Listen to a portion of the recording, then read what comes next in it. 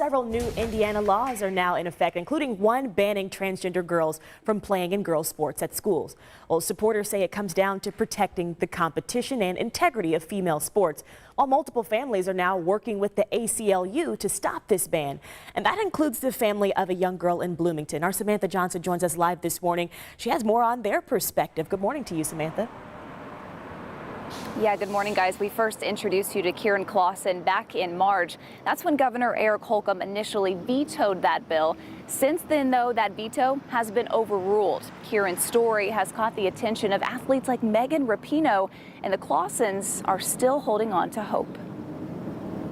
Beth Clausen says the last 6 months have been jumbled with ups and downs for her 9-year-old daughter, Kieran. While we feel great today, tomorrow, when they talk about it or when we see stories about it, it'll probably bring up lots of feelings. That's because Friday, July 1st marks a new chapter for girls' sports in Indiana, one where transgender girls are banned from playing.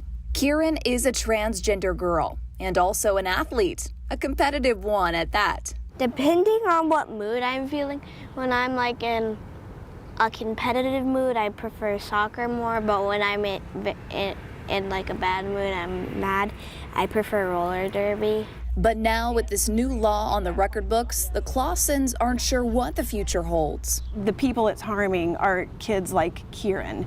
There's not this big, giant, scary trans girl, elite athlete just stealing scholarships away from anybody. So with partners like the ACLU, the Clausens work to protect their daughter. And a lot of times people think that means not sharing bad things. But in her case, I mean, we have to share the bad things so that she's not surprised by them. People don't harm her. Now, Beth says her goal is not always to change minds, but to open them. Our goal is just to educate, just keep educating whoever will listen. Because Kieran will tell you there is much more to her than her gender identity. Makeup, roller skates, fashion. But for her mom, identity starts with safety. I couldn't care less if she wins a medal, but I want her to be able to know that she's safe in every environment to be herself.